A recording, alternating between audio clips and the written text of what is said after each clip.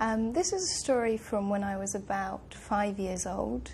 I had a friend who lived next door, and one day we were playing in my room and we decided to make a scientific concoction, a scientific experiment. So we took all of my mother's shampoos and nail varnishes and perfumes and we poured them all into the bath. She came in about half an hour later and went absolutely crazy. She sent my friend home and I wasn't allowed to go out for a whole week afterwards. When I was younger, my sister and I had dolls. We're twins and we both loved our dolls. One day when Kim went to school, she left her doll and I decided to cut the hair off her doll with a pair of scissors. When she came back from school, she was very angry and she didn't speak to me for months. Well, when I was young, I used to live on a road with several other children who lived around. And there was a friend across the road called David who had a big plum tree in his garden. Lots of big, fat, juicy plums used to come every year.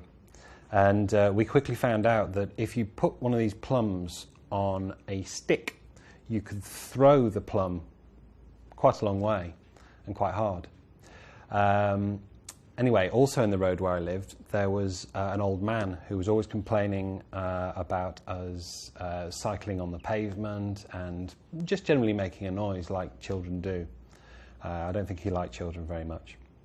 Anyway, one day we went over to his house when he was out and we got lots and lots of plums with our sticks and threw them at his windows, and all his windows were covered in plums and plum juice, and it was a big mess. And this was a revenge for us, for him telling us off all the time.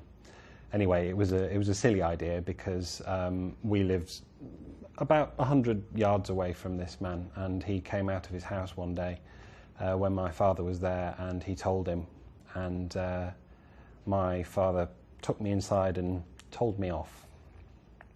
It was when we were living in this house in London and my parents had painted the wall in my sister and my bedroom, and my sister had just learned to write, and I wrote her name on the wall in her handwriting so that my parents thought that she'd done it, and she got into trouble with my parents. My mother was very angry and I never told anybody that I did it.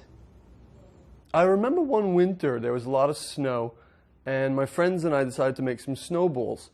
But this time we made them extra special because we put rocks in the snowballs.